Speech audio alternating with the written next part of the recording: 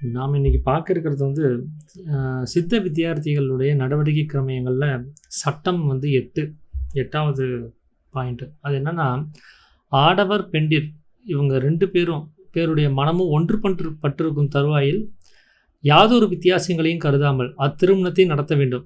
இதற்கே பொருத்தங்கள் எல்லாவற்றிலும் சிறந்தது மனப்பொருத்தம் என்று சொல்லுவது அப்படிங்கிறார். இதுதான் வந்து 8வது சட்டமாக அவர் கொடுத்துருக்கிறார். எப்படின்னா, ஜாதி மத வித்தியாசம், அப்புறம் ஏழை பணக்காரன், படிச்சிருக்கிறான் படிக்கல, நிற வித்தியாசம், இப்படி எந்த ஒரு வித்தியாசத்தையும் பார்க்கக்கூடாது. அங்கே 2 பேருடைய மனம் அங்கே ஒன்று சேர்ந்துருச்சு, 2 பேத்துக்கும் பிடிச்சி போச்சு அப்படின்னா, நீங்கள் எந்த வித்தியாசத்தையும் பார்க்காம அதை வந்து திருமணம் செஞ்சு வைக்கணும் அப்படிங்கிறத சொல்கிறாங்க.